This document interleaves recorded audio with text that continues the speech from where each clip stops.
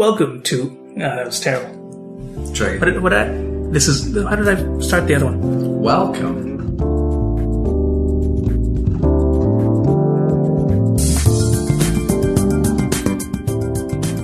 Welcome to All Doubt. I'm Vincent. And I am Joel. And today we'll be talking about two text adventure games. The first one is 905 by... Adam Cadre. And the second one is Violet by... Jeremy Freese. Thank you for putting the name pronunciation on me. But first, Joel, how have you been?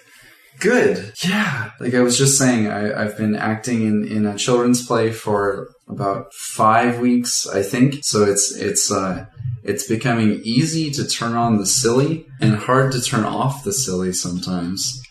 But that's a good thing. I've learned to unlock the silly, and that's fun.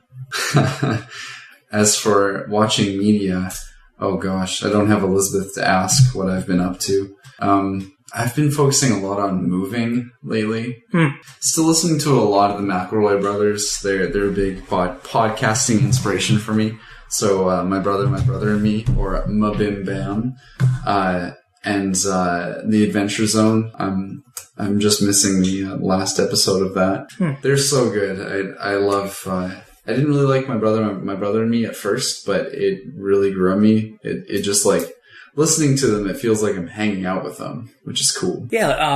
On your recommendation, I've been listening to Sawbones. Oh, nice. And the Adventure Zone. Yeah. And with the Adventure Zone, I don't know if it's just maybe it's just the chunk I jumped in on, but it seemed a lot more railroady than the other tabletop podcasts I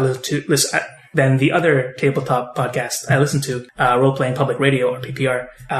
Although the part I jumped in on was I think one episode before they did the whole flashback story arc. Oh yeah. So I don't know if it was more freeform before that, or if it'll go back to being more freeform after that. I think I've gotten to the part where they sync back up or whatever. Well, in the flashback chunk, that's very railroady. They actually stopped playing Dungeons and Dragons and start playing something that they made just for that. Right. Which really suits telling a specific story. Yeah. Yeah. Sorry, go ahead. It felt, like having no real familiarity with the stuff before that arc. It felt super railroady because I was, like I said, more familiar with RPPR, where it's pretty freeform, Yeah. So I wasn't sure if it was just them being the GM wanting to tell a particular story all the time, or if it was just this one particular arc, which makes sense because it's a flashback, so they have to make things match up or whatever. And so I guess at least as a new person coming to it, that was a bit of a it wasn't as what am I trying to say? There's gonna be a huge pause of the delete it. With like I said, having no familiarity with the stuff before and just seeing this rather railroady chunk, I preferred the RPPR thing. I stuck with I'm sticking to it, to the episodes that are coming out for Adventure Time, but at least Adventure in the moment. Zone. Oh yeah. Important different thing. Yes. Adventure Zone. So I'm still listening to it, but it wasn't as satisfying, I guess, is what I'm saying. Because it was super, I guess to compare, I would say RPPR is okay, you've got a car, where do you want to go? Whereas from what I heard of the Adventure Zone, at least in that chunk, was you've got a car, you're driving to Seattle, what color do you want the car to be? So it wasn't as, it felt very, very curated, very directed. Yeah. Which wasn't as exciting. Yeah, that's fair. Well, I think a good way to get into the Adventure Zone is to basically start from the beginning. No, I don't have time for that. Yeah, and I understand that. It's a huge show. But if you go to maybe 7 episodes in when they figure out what they're doing and they start going with it, the second arc, I think it was there when I actually started to get emotionally invested with the characters. It wasn't just the boys being goofy boys. It was they're actually starting to develop characters and stories that I'm caring about. Yeah, but the whole flashback arc, that's very railroady. And Griffin, who's the DM or GM, he addresses that in at least one of the episodes. So he keeps getting comments on how he's like railroading it. But that's actually one of the things that I appreciate about the Adventure Zone is that it's not just a D&D podcast. It feels like a story that the three of them are writing together. And yes, that's what D&D is a story that everyone's writing together. But other podcasts that I've listened to, I've been weighed down by the amount of battling, for instance. Like they'll battle for like 45 minutes and I'm not that interested in that. I want the story to keep developing. Right. Yeah, I agree. Even in the RPPR, whenever they have like a lengthy battle, I sort of tune out a bit more. Yeah. But like you were saying, of it being a story collaboratively made by the people at the table, that's why the railroadiness was sort of disappointing, because it felt like it was just being written by the GM with like him giving the other players options to slip in like some Mad Lib stuff, like, oh yeah, okay, you've arrived here, you'll be doing this. What do you want to do before and after, or whatever, like you've arrived, you will spend the chunk of your time doing this. What do you want to do to fill in the gaps between? And that felt a little, less satisfying. Although I will give it to them, it was, they did, I guess, address it a couple times, and that it was a flashback, so it had to, fit. Well, see, I don't want to give away spoilers on this, but that in particular had to be like that, the whole flashback series or segment, just due to the nature of the story. I want to say what it is, but I don't want to ruin it. Yeah, start from the beginning. I don't have time. Do you know how many podcasts I listen to? Many. Yes. Tell them. I have a spreadsheet of them. That's how many. You have a spreadsheet for everything in your life? No, I do not. Really? I have a spreadsheet for how many podcasts I listen to. Yeah. And for the things we're going to talk about on this podcast. Oh, okay. Those are the two spreadsheets I have. Cool. Well, that's good. The highest priority of spreadsheets in your life is for podcasts. But yeah, no, like I listen to a bunch. I have this is a little, behind the curtain talk, I guess. Hello. So I've set it up so that on iTunes, it'll make a smart playlist, so an auto-updating playlist, and it'll sort them by how recently they were downloaded, so that the older ones will be at the top and the newer ones will be at the bottom. And I have a second playlist that feeds off of this first playlist that takes the first chunk, the first like 500 megabytes or whatever will fit in my phone, and just grabs those. And as I churn through those, I have it set up to delete the ones I listen to. Oh yeah. So every day I'll just like churn through it, or like every day I'll plug my phone in, update my phone, and it'll remove the ones I listen to, put in the new ones, and so I just slowly churn through it. Yeah. So I'm like really upset whenever a podcast like resets their thing and they just re-upload everything. So I just have a chunk of back episodes that I have to go in and delete. But yeah, so it just, automatically, I don't have to like, hop from one podcast to another. Yeah. It'll just churn through. And, I don't have it in front of me, but I believe it hovers around 4 days worth of podcasts. Jeez. So that's like, not 48. What's 48? 96? 6, you got it. Yes, ish. Yeah. Hours of podcast. Good Lord. And, so I do not have time to go to the very beginning of however many episodes they have.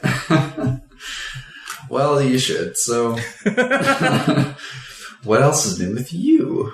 I watched Baby Driver the other day. I've heard good things. That's why I went to watch it, because I've heard good things, but they were vague good things. Oh yeah. And there have been some movies where I've heard good things like, oh, it's great, but I can't tell you why, or like, I can't say too much, it'll be a spoiler, you should watch it without knowing anything. Mm-hmm. I've heard things like that about some other movies, but for Baby Driver, I just kept hearing, it's really good, it's really fun, I really enjoyed it, but no like specifics and no reason for there not being specifics. Oh, yeah. So I was just like super intrigued, I guess, of like everyone likes it, but no one says why. Yeah. And I don't feel like it's some kind of spoiler thing. So I wanted to see it.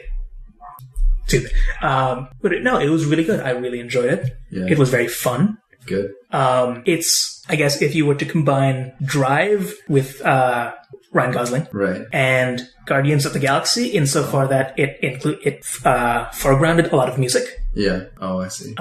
So the movie is significant portions of neat driving and music. Like those are the two big chunks of it.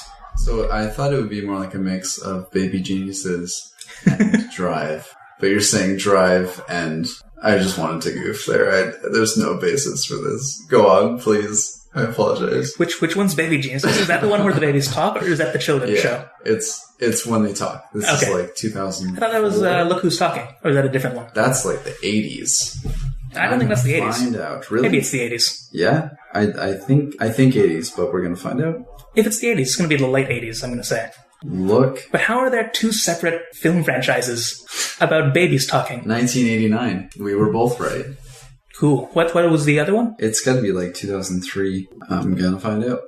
1999. They waited 10 years. And this one was a lot of animation. Wow. 2% on Rotten Tomatoes. That is impressive. That might be the worst movie on there. No. I think there's one that has 0. I think it's really? Mac and Me. I'm pretty sure. Mac and Me? It's if you combined E.T. with McDonald's and Pepsi commercials, from what I understand. Jeez. That sounds awful. Oh, yeah, that looks a lot like E.T., but Google gave it pretty good. You got 54% on here from Google listeners. Watchers? Users. 1988. Yeah, 0% on Rotten Tomatoes. Wow. What were we talking about? I don't know. Oh, no, Baby Driver. It's because I derailed you. Baby Driver. Baby Driver. No, it was really, really good. I really enjoyed it. But why? Right? That's the problem. We need specifics. It's like the story is sort of simple, you know, it's in terms of storytelling, it didn't I've been using this phrase a lot, open my mind about any kind of, new possibilities in babies and drugs. Narrative. Oh. It did do very, very well in terms of making music part of the story, I guess. The soundtrack is very much the main character played by Ansel Elgort, I think that's his name. The main character is really is just perpetually listening to music with earbuds and plugged into an iPod or whatever. Yeah. And a lot of the things, almost everything, or a good chunk of the things in the movie are synced up basically to whatever he's listening to in the moment. That sounds cool. It's intentional, both of course from the production standpoint, but also from the character standpoint, and because he's the getaway driver for these bank robbers, or whatever. And there was a scene when he's like go or something, and he presses play on his music, and then one of them pulls back to give some kind of pep talk, or something, or asks a question about something, and then he's about to leave, and and then Ansel Elgort's character is like, oh wait, no, hold on. He has to stop and restart the music at the beginning. He's like, okay, and go. So it'll still be synced up. Yeah. But no, it was a really fun movie. It's by the same guy who did Shaun of the Dead and Hot Fuzz and stuff like that. But it's more of an action crime movie than a comedy movie. But there's still funny parts. Yeah. The opening, the establishing character moment for Ansel Elgort's character is him pulling up to the bank or whatever with his other bank robbers, and then going off to rob the bank, and he's just rocking out in his car. He's singing along. He's tapping the side of the door. He's making the windshield wipers swing in sync with the song. And so it's at the his establishing character moment is showing him being super into music. And telling you, the viewer, I suppose, that one, this character is really into music, and two, that music's going to be important in the movie. But yeah, no, I really enjoyed it. Cool. Well, we should talk about these text adventures. Yes. 905 and Violet. So are these both from the year 2000? I believe so. Yeah. According to the website, I think so. Okay. So yeah, they're pretty old games. You can get them for free. If you search for them on Google, you can download an app called Fraughts. But you can also play them in a browser, which is what I did, totally for free. And they're super fun, super creative. Yeah, and you hadn't heard of these before, right? No. Yeah, but you've known about them for a long time? A couple of years ago, I was going to go on a road trip with my family. And because it was, a long drive, I wanted to put some games to play. And I figured that these text adventures, there was a bunch of them. They were free. Yeah. You could fit a bunch of them on a phone, without taking up too much space. And them being, puzzle games, there's a lot of time you could put into them, So I just loaded a bunch of them onto my phone. I searched for the ones that were the best rated or the most popular ones, and I loaded them up on my phone, and I played them on the road. It being on the road also had the added benefit of me not being able to click to a walkthrough and cheat. So I had to just power my way through it and figure things out myself. Yeah. Actually, I found a walkthrough for Violet because I got lost at one point, and it was kind of novel going searching for a walkthrough again. I feel like I never do that anymore. For games, I just search on Google. I guess it's sort of a callback to when GameFAQs. And you'd search for a walkthrough and you'd get a huge text document with Zelda written with slashes. And the ASCII art and the logos all in and you'd have to scroll through and search for what part you're at. Back in the good old days. Well, you still sort of see these walkthroughs, but now it's more common for them to be video walkthroughs on YouTube and stuff. Yeah. So we've got 2 games to talk about. Which one do you think we should talk about first? Probably 905. So if anyone hasn't played it before, 905 is super short but super fun. It took me probably 15 minutes to do it. Yeah, it's one of the ones that people recommend as a introduction. Yeah. Because it's much simpler compared to a lot of the other text adventures. Some of them are insane. Like the Hitchhiker's Guide to the Galaxy one. Yeah. That one's a popular one because it's associated with Hitchhiker's Guide to the Galaxy. Yeah. But it also has the absurd logic of Hitchhiker's Guide to the Galaxy. Yeah. So it is incredibly difficult. Yeah. But it's because it's tied to this other property. It's one of the ones that people, or at least in the past when this was a bigger thing, I guess, would find sooner. Yeah. Or first. But 905 is very small. Like you said, it can be finished really, really quickly, and it works as a good tutorial, I guess. Did you find that to be true, or? Yeah, it was nice because it was short, but there actually was a bit of a learning curve in just getting into the mindset of I have to imagine this surrounding now. I found it really, really annoying at first and just confusing of when I'm typing in go outside, and it'll respond with but you're in bed. Okay, get out of bed, go outside, but you're in your bedroom. Okay, go to the living room, go outside, but the door is closed. What? Just yeah. Some other of these text adventure games do take the intermediary steps, take the middle steps for you. Yeah.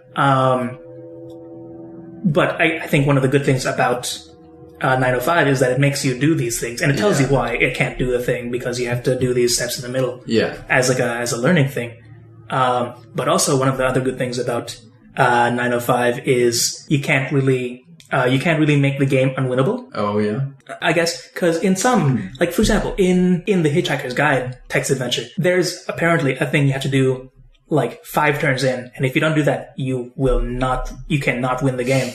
And you don't find that out until 1,000 turns later. Right. When you're 5 planets over or something. Yeah. In a different timeline or whatever, and you can't go back because that was 1 billion turns ago. Yeah. Well, yeah, I played that when I was younger, and I stopped at a point where the only prompt it was giving me was, it's completely dark. And I type in turn around. It's completely dark. It's feel with your hands. It's completely dark. And then eventually it started saying, you'll figure this out soon, won't you? And stuff like that. I was no, I won't. And I just stopped. That was a long time ago. 905 is a good introduction because it gets you into this frame of mind of thinking like this. You just reminded me of something about Violet. 905 seems more cut and dry. It's almost like an introduction to a text adventure explicitly.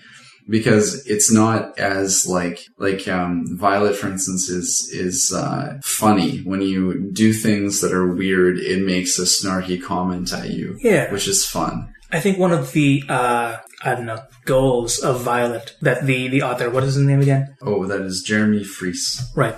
That he wanted to do with Violet, like one of the things he wanted to accomplish in creating Violet was that the narrator tended in these games to not really have a personality. It was just this, robotic, like if you were doing like a touch-tone phone, kind of press 1 for this, press 2 for this, There wasn't really a personality to it. Sort of, or there wasn't any space for any personality if there was any. Like in 905, I think I remember that being very, rather terse, just rather, like statements of fact. Like, you cannot do that. Yeah. You are lying down. Yeah. Your clothes are dirty, or whatever. Right. But, and that's sort of bland, I guess. It didn't go too much the other way, and it being too, like, flowery or whatever. That could also be bad. Yeah. But I think, from what I understand, one of the goals of Violet was to make that game mechanic of, you telling this computer to do things, and it's saying whether you can or not, and what happens when you do. Right. Making that thing a bit more fun, a bit more personable. Well, yeah. With 905, and I'm going to give a spoiler right now for anyone who hasn't played it. But yeah, no, you should, like, if you haven't played it, you totally should. It's, like you said, it's pretty short. Yeah. Turn this off now. Go play it. Search for it on Google. It'll be great. Come back in 20 minutes. We'll be right here. Welcome back.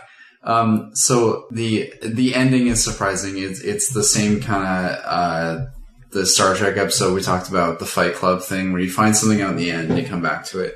And I figured this out about halfway through. When you approach your car and it doesn't call it your car. It's like, there is a car in the street. Like, okay, yeah, that's not my car. And I thought it was setting it up for me to be a thief. Like, I'm going to steal this car and now the police are going to chase me. But then you find out more sinister stuff.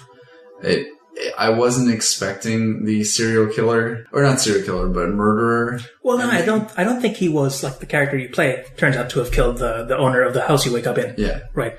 But I think, did you go back and examine the body? Can you examine it? Yeah, no, like in the, at the end of the game, if you play it the way the game expects you to play it, which is not knowing the twist, because how would you know the twist? Yeah. There's a news report at the end, right, where it says, it's really weird. This guy broke into this house, killed the guy, and then went to work the next day, which is basically, which is the plot of the thing. Yeah. But it also mentions that you hid the body under the bed. Yeah. So if at the beginning, once you get out of bed, you can look under the bed as like turn 2 and just see the corpse there. Yeah. And he makes a comment of like how, he didn't mean to kill him. Oh, really? How it's sort of, he's not a serial killer. He's a burglar. He's a robber. Oh. But when the guy came at him with a baseball bat or something, things had to happen. Oh. I forget how he phrased it, but it was like, I guess it turned into like a him or me situation, which I guess if you're a bank robber, you're still in the wrong, of course. But,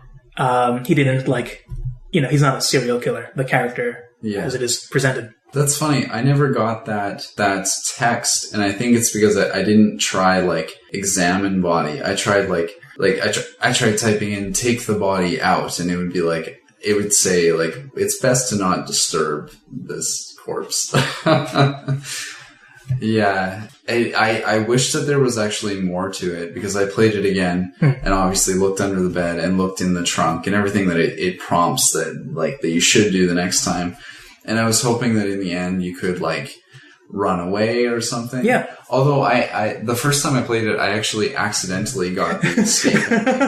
It just asked me if I wanted to take an exit on the freeway, so I typed yes. But that's after the office, though. Right. Yeah, and I wasn't sure which office. I even scrolled up and it didn't say the name of it. You didn't examine the ID card or no. No, it said, do you want to go to this place? No. Do you want to take the freeway exit? I guess so. And it said, you're free. I was like, but it still doesn't reveal the, it could just be you're skipping town for a vague which is reason. what I thought it was. That was the confusing part for me.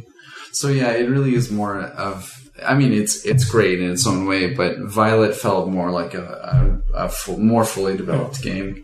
Although, one more, I guess we're slowly transitioning to Violet. But one more thing about 905 is that I really liked the ending, the twist, and it reminds me of something a prof I had in a screenwriting class mentioned as a trick or something at the end.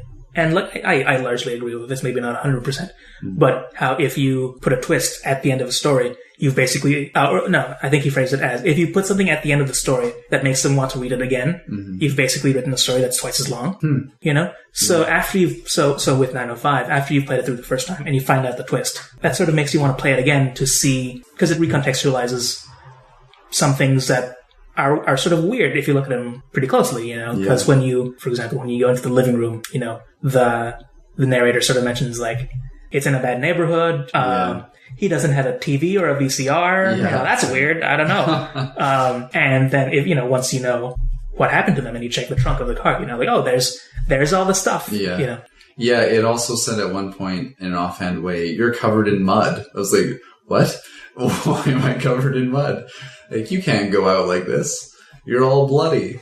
It wasn't that on the nose, but actually, also one more thing is that if the goal of Violet was to give personality to the narrator that you're typing commands to, the goal of 905 is to sort of address the trope in text adventure games where you're sort of just like some unnamed amnesiac who shows up fully formed in this world that has no idea who anything is or who anybody is or who you are or why you're here.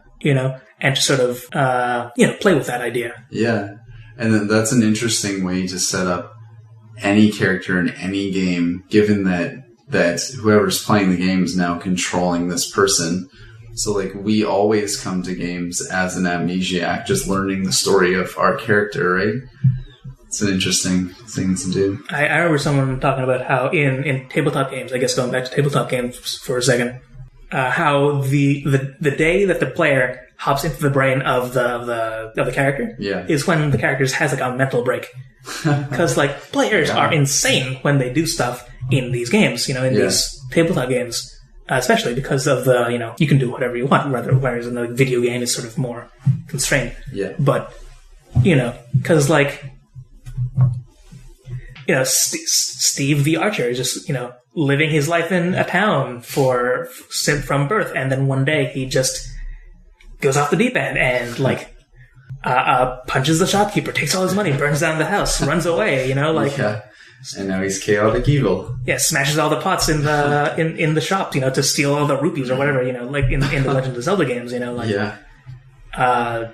whenever a character becomes controlled by a player, they just go insane narratively in the world. If you are to offer a Watsonian reasoning for why things happen, they just go insane. Or conversely, they just decide that all of a sudden they need to get really skilled in stuff, or they just happen to start getting really skilled in stuff. Like I play D&D, and one of my friend's characters is an old lady who she's hundreds of years old because she's an elf of some sort, and she, we all started at level 1. It's like this 800-year-old person who's an expert in the backwoods is just level 1 for some reason. Like, I've never had to fight. I've never had to use magic. Well, anyways, back to Violet. It's really, like, if 905 is the, what's the word? Like, the every person kind of thing, Violet is almost the opposite, where you're very much in a story with two specific characters, and even the narration isn't anonymous. It's your as the main character's girlfriend. Yeah, do you want to describe the premise of Violet? Maybe you should, because you're more familiar with it. Okay, so in Violet, you play some kind of grad student, I guess. I think you're going for your PhD, if I'm remembering that correctly. Sure. And you need to finish writing the last 1,000 words of your dissertation. Mm-hmm. So you're in your office or whatever, and the narration is in the voice of this character's girlfriend named Violet.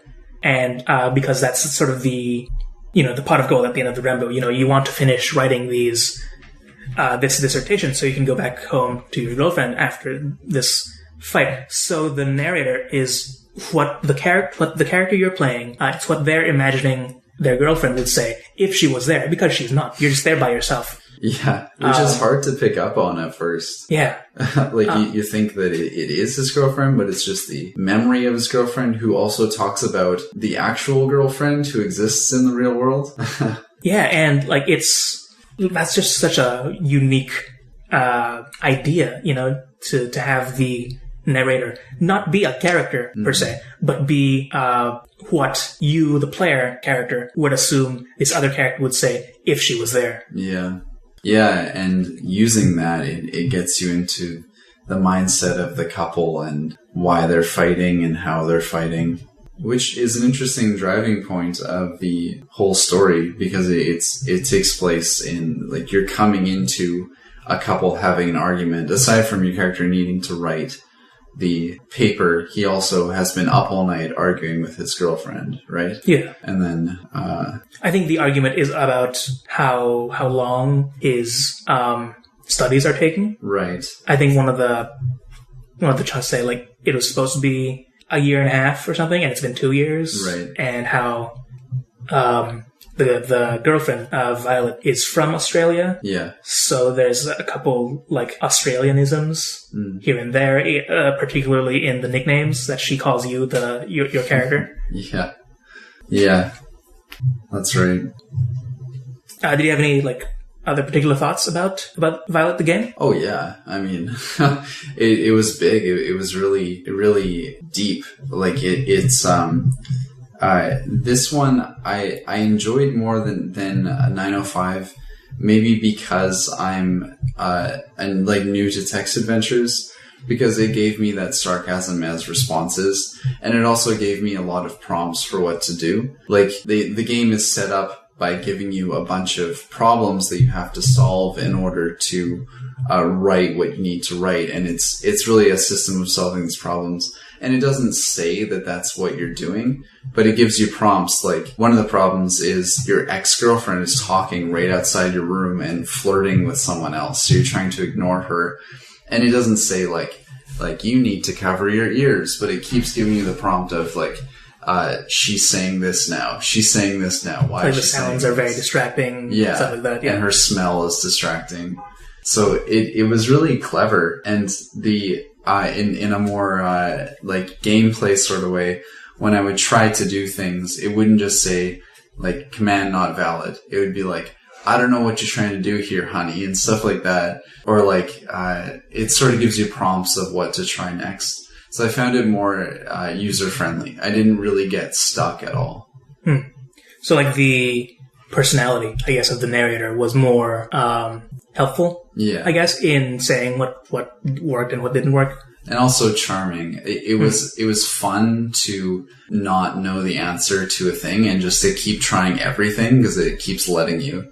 At one point, you're wearing a music player, and you have to you're telling your character to physically nod to change the music or raise their eyebrows. Yeah, it's like an iPod thing, but instead of buttons, it's facial expressions. Yeah, which has a minimal effect, or some effect on the story, but the vast majority of what you can do with the music player has nothing to do with your progress in the game. It's just giving you funny things related to Australian culture and a bunch of other things.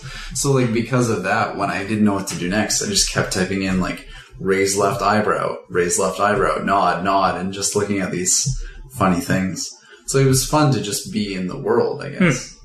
And there's also it's a weird world, because it has this, weird music player thing, but there's also this rather extensive zombie walk outside your window. Oh yeah, that's right. It starts with, at the very beginning, it's just people in a park, people having a picnic or whatever. Yeah. And then zombies show up. Yeah. But it doesn't contextualize that, as a zombie walk. So you're what's going on? Yeah. What? And then I think there's some pirates there. There's some other people in other costumes. And mole people eventually. Yeah. And then the ground just opens up. Oh, really? I think isn't that, I thought that's where you're going with the mole people, but.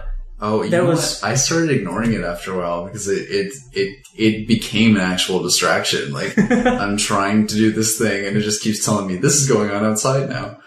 No, but I think there's a part where there's the zombies, and then the zombies are arguing with the pirates, right? Or they're fighting back and forth, and then a pirate gets his foot stuck in the ground. Oh, and then a zombie gets his foot stuck in the ground, and then huge fissures start opening up in the park outside your window. Yeah, I completely ignored that.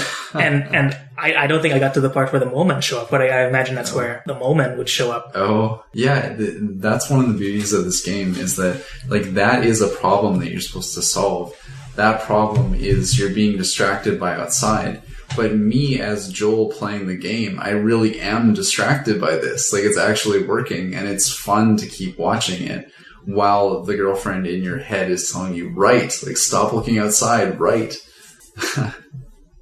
No, and like the solutions you have to do to solve these problems some of them are like very outside the box. Not as outside the box as some other text adventure games. Some of them are insane. Yeah. Of how stupid. Like, there's one, I forget what it's called, but you have to, like, I was mentioning this to you a couple weeks ago, where at some point, like, I bounced off of this other game almost immediately.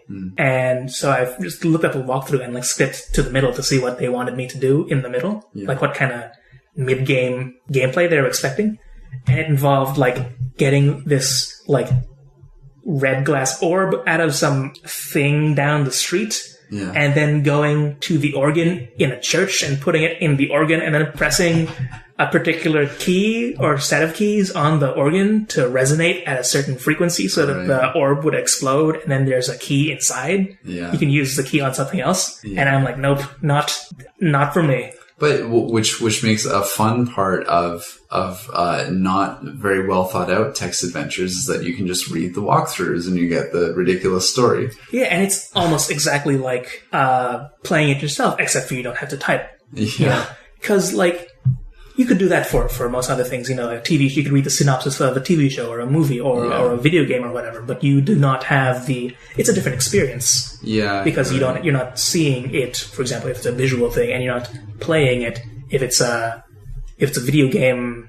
But since a text adventure is text and the walkthrough is also text, you could arguably, or even you could just copy and paste, if it just tells you the commands, you can just copy and paste and, so you're still sort of playing it, But yeah, but we're playing these for the puzzles, right?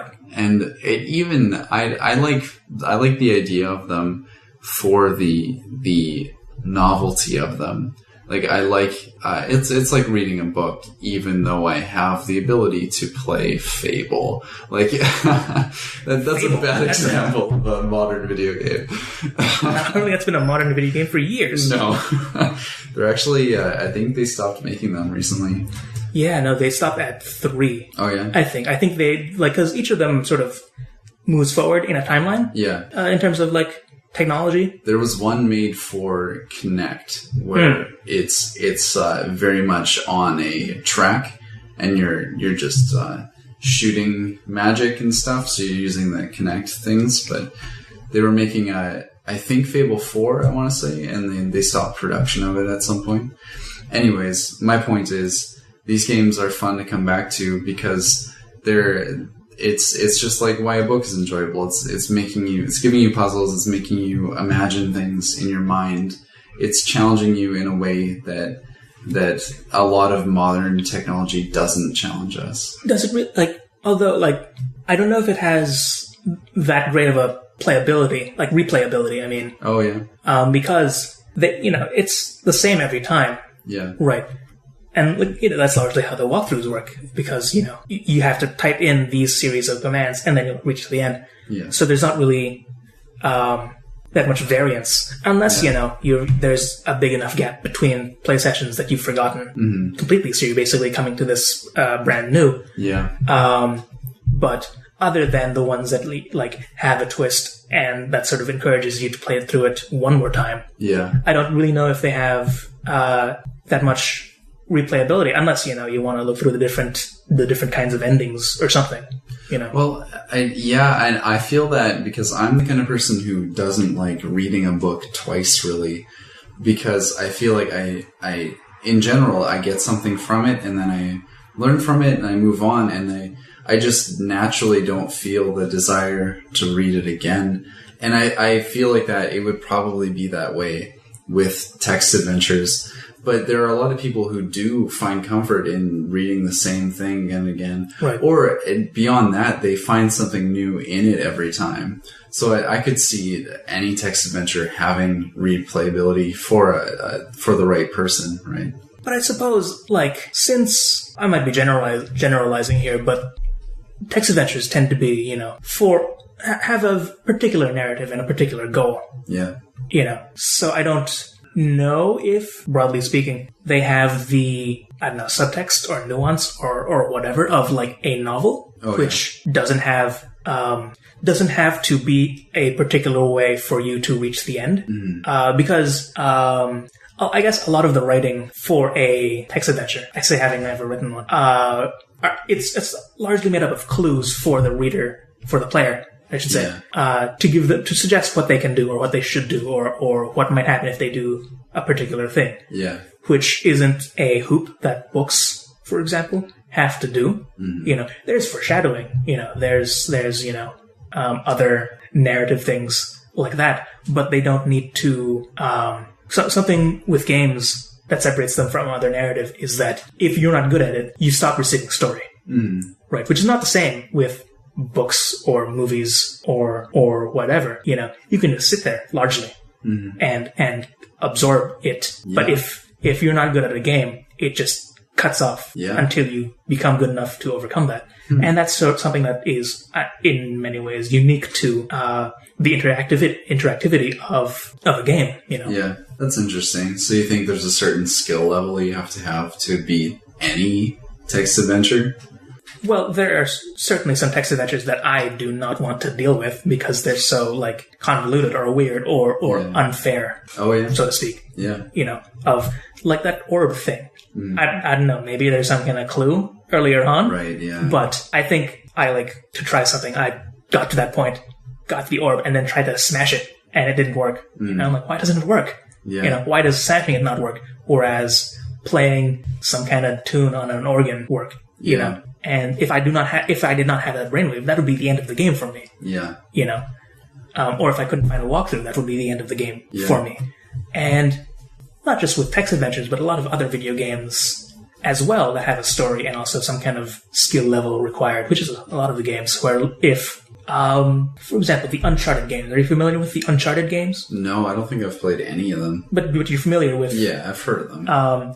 You know, for the listener who doesn't know, it's sort of like Indiana Jones, but a bit more modern. Yeah. You know, of like tomb raiding. I guess also Tomb Raider. Of like tomb raiding and artifacts and adventures and bad guys and shooting and stuff. Yeah. But to quickly summarize, the gameplay of that is usually there's an exploration level where you're going through the tombs and solving puzzles. And then there's like a gunfight arena where you are in some kind of area of the ruins that has a bunch of like waist-high walls that you can hide behind. Yeah. And like different elevations for the bad guys to stand on and you can shoot them. Stalactites or stalagmites. Yeah, sort of, I guess, or just cliffs, you know, ledges. Yeah. I don't know if they're hanging from but yeah, and if you cannot get past those, the story doesn't continue. You know, you have to be good enough at shooting the bad guys to get past that. You have to be good at the puzzles to get past that. Whereas if you're watching, like, you know, Sherlock Holmes, you don't need to solve the puzzle as he's going. He'll solve it for you, and you can just be along for the ride. Yeah. You know, same with the book, you know. Let's stick with the murder mysteries. You don't need to be able to put the clues together. And largely, a lot of these books don't let you. Yeah. You know, there's actually one book I picked up. I haven't actually gone through it, but the reason I picked it up, it's called The Tokyo Zodiac Murders. Oh. Is the recommendation I heard was that partway through the book, like towards the end, there's a chapter or like a section where it's the author saying to you, the reader, you know, basically saying, okay, you have enough clues to solve the puzzle yourself. You know, I recommend you doing that before you continue reading. Really? You know, saying that, you know, one, that it's a fair mystery. Yeah. In that, you know, you can't solve it. And two, that you have what you need to solve it. Yeah. And that, you know, if you want to do so, now would be a good time because you have everything you need. Yeah. You know, I haven't actually gone through it, so I don't know the specifics of it. Yeah. But that was a neat enough idea, I guess. A neat enough thing. Yeah. I'll replace that word with an even vaguer word. A unique thing that you don't really see in that kind of books where whether it's not a fair mystery. Yeah. And you see that a lot in like police procedurals, right? Mm-hmm. Or they just don't signpost it that much, Mm-hmm. And there's a bunch of, speaking of police procedurals, like in Monk. Are you familiar with Monk? the police procedural starring, I've heard it's great, and I've never watched it. It's weird. Most episodes start with you seeing the crime happen. Yeah. Like explicitly, you know who did it. Yeah. And then when Adrian Monk shows up, the detective, who, if you're not aware, has particularities. It could be described as OCD, but apparently that's incorrect. That's not exactly what he has. Yeah. But, he's very persnickety is the word they use throughout the show. Yeah. But he'll figure it out immediately. And most of the episode is people just ignoring him or like, oh, that's insane. I can't believe that. And I'm like, this is season 4. He does this every time and you never believe him. But really, that show, it's, I don't know if it's every episode, but a lot of the episodes from what I remember are not entirely speaking fair. Yeah. In that, sometimes there'll be like the main character will pull a piece of paper out of a crack or out of some couch cushions or something, look at it, and then run off and do something without showing you. And then that turns out to be, a key part, but you, the audience, don't see it because I guess they need some kind of twist or something, some kind of reveal. But so you can't, let me start that again. Sure. So in a lot of these, you don't need to solve it yourself, and in a lot of these you can't, because they withhold the information for dramatic purposes. Right. But in games, you do need to, because that's the bar you gotta jump over. That's the qualification you need to meet. Yeah. Before it'll grant you permission to consume more of it. Yeah. Well, I have a couple things to say about that. One, I really like Agatha Christie books and mystery novels because they're unpredictable in that way. Like, I appreciate that about Agatha Christie novels. You're given a mystery and it's fun to try to figure it out. And it's also fun a lot of the times what the crazy twist is that led to what happened. Like, you'd never predict it. The same reason why... Would you say that's fair, though? No, it's not, but it's fun to be along for the ride. And, I played... I can never remember the name of this friggin' game. It's like the most popular game of 2009. Elder Scrolls. Oh, Elder Scrolls? Skyrim? Skyrim, yes. I always think Skyfall, and then I get that song in my head. Oh, that game where you're James Bond in fighting dragons. Is it Skyrim? What was I going to say? Oh, I noticed halfway through in that game. Wait, how are you going to tie this to Agatha Christie? Hold on to your hat. Well, as you're playing, you can at any point change the difficulty level. I noticed this halfway through. I think I couldn't beat a dragon or something. And 2 people in separate instances, they come up to me and we were just talking about it and they're saying, I just got stuck and I stopped playing it. And I said to them, go to the start menu, change the difficulty halfway through a fight because you can do that and keep playing. And myself, I don't really like doing that because I like the challenge of it, which is what you were talking about, like the difficulty level of being allowed to continue. I like having those barriers, and that's why I like playing a lot of the time. But I'm also open to just relaxing and playing a game and just being fed fun stuff. But also some games shame the player for not playing it at ultra hard nightmare difficulty. I think it was, I'm gonna say, Doom or something where it starts at it's the difficulty listed and it starts preset at hard or something, and that's the 3rd hardest. There's hard, nightmare, super nightmare, or whatever. Right. And if you lower the difficulty to normal, easy, whatever, the icon, the face icon of your player character gets progressively more juvenile, so that if you put it at the easiest, he's wearing a baby bonnet with a pacifier. So it's sort of making fun of you for needing to play the game as a baby. They can make fun of me as much as they want. I think it's fine to just want chill media to go through. And which brings me back to Agatha Christie. When I'm reading it, I don't really care if it's congratulating me for being the smartest person on earth. I care that I'm like trying to figure out something and I'm not really sure if I'm ever gonna figure it out until it tells me. Like, it's just fun to be along for the ride of it. I guess sort of related to that, I was listening to one of the other podcasts, one of the many podcasts I listened to, and they were talking about Sherlock Holmes and the Sherlock Holmes books and how he's a terrible detective. Oh, yeah. In that the deductions he makes, the logical leaps are insane and absurd. Yeah. And like, oh, he has this kind of dirt on his shoes. He must have been Angola last summer in the wineries. I don't know if there's wineries because of the particular type of clay. Like, no, that's insane. Yeah, you know, like it's insane. Hinging your case on an apparently encyclopedic knowledge of different types of tobacco is absurd. And they were connecting it. They were talking about this Sherlock Holmes video game that had just come out. Sherlock Holmes: Crimes and Punishments. The podcast, by the way, is The Crate and Crowbar. It's a great podcast. I recommend it. Cool. But they were talking about Sherlock Holmes: Crimes and Punishment, referencing, the book Crime and Punishment, which apparently is largely unconnected. He's just reading Crime and Punishment at the beginning of the game, and he just tosses the book away when the game starts. I mean, that's where they got the title from. But in that game, you play, from what I understand, I haven't actually played it myself, but just cut that out because that's really undercutting my point. Don't worry about it. So in the game, you're playing Sherlock Holmes, and you're trying to solve these crimes, and at the you're collecting evidence, you're interviewing people or whatever, and at the end you can pick who you think did it. Oh. And then after you pick them and they get taken away, the screen fades to black, and you find out if you were right. Oh, interesting. So they don't tell you until after the guy's taken away. Oh yeah. So you could be completely wrong. Yeah. But the guy's maybe he's not taken away. I don't know. But so this gave them the idea where it's a Sherlock Holmes game, but you don't play Sherlock Holmes. You play against Sherlock Holmes, where you're an actual detective, and you have to find the actual evidence, and proof and stuff, before Sherlock Holmes waltzes in, makes some kind of comment about tobacco, and just condemns someone to death. Yeah, classic Sherlock Holmes.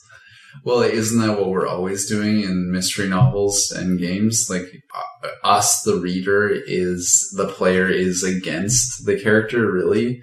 We're trying to figure it out before they do. It's like, look at those Dan Brown. The Da Vinci Code? Yeah, all those books, you're really just racing the protagonist to figure out the conclusion. Sort of, but there was this thing, I guess, that I don't know if I came up with it. I don't think I came up with it, but let's say maybe I did. Sure. To compare mystery novels with horror, or mystery stories with horror. Oh. And the difference between those two is, in a mystery, you are 2 steps behind the protagonist.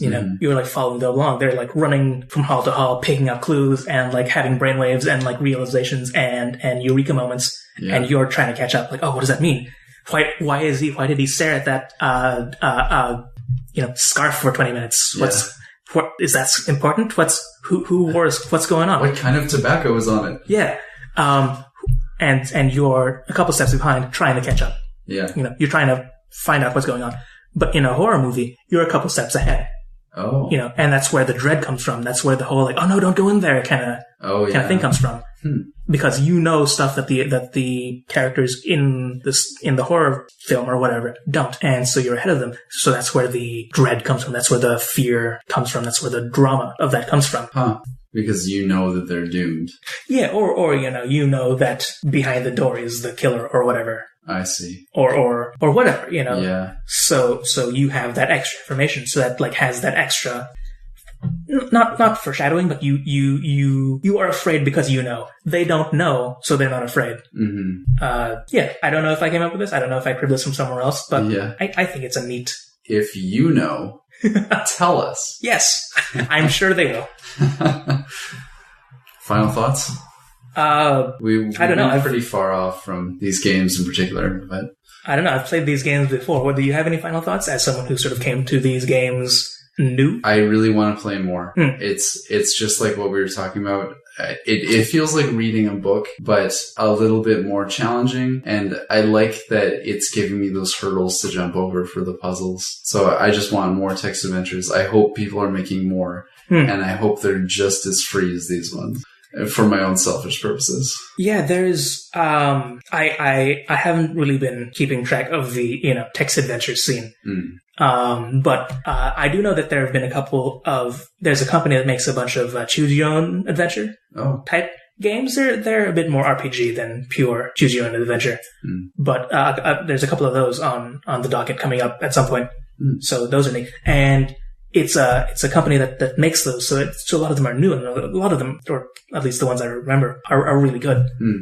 So there's that. I don't know if there's that many new text adventures, but, and I'm sure we could look this up, but I feel like, okay, so there's a theory I have, is that, one of the reasons Shakespeare got so big is not only because he's arguably, good at writing or whatever but because there weren't that many other competitors in that field, or maybe there were and they just got, covered over by the sands of time. Yeah. But, he was good and he was found and he was spread, So if there's and that perhaps helped to make him really popular. I'm sure someone's going to correct me. If we have any scholars listening, but correct us. So if my concern is if there are new text adventures and new good ones, there might be already too many good ones for a new good one to, I guess, penetrate the market. Because there's already a bunch of them. Well, there's probably a ton of classic ones that I could check out, like the Hitchhiker's Guide. Like I could go back to that. But also, these games remind me of modern indie games. Like, oh shoot, that one where you play as a dot. I think it's called Insignia. Do you know what I'm talking about? I'm not familiar with that. No, it's super creative. Or you play as an X. I think it's actually the creator's other game where you play as a dot and you jump. It's actually hard to describe because it's such a creatively designed game. But there are indie games out there that fulfill the same sort of niche of very different from the mainstream, very creative and small enough that it's not too affected by the mainstream. It's quirky and it's fun in that way. So I think that sort of media is out there. I mean, of course it's out there. It's a matter of finding it. Yeah. And that's why we're doing this. Yeah. Speaking of this, thank you for listening. Yes, listener, thank you so much for spending this time with us. And your hard-earned money on us, I assume. Go on. It's a little early for that. Need to build up to... If you want to get in contact with us, you can email us at alldoubtpod@gmail.com. You can tweet at us at AllDoubtPod. You can visit us on the web at alldoubt.com. I was really happy that we were able to get that. Yes. And you can leave us a review on wherever you get podcasts, like iTunes, for example. Leave us a review. That would be very helpful. If you liked us, leave us a review. If you didn't like us, also leave us a review. We can learn. We can grow. Yeah. If you really liked us and wanted to, pitch us some money, you can do that on Patreon. We are on Patreon at AllDoubt, same as everything else. Anything would help.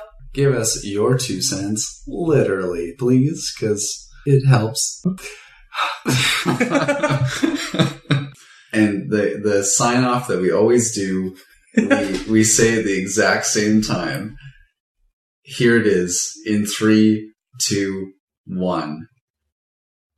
Thanks for listening,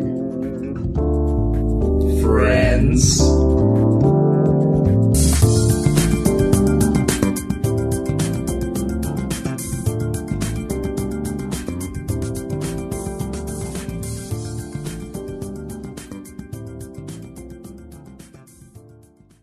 That was so awkward for so many reasons. So good.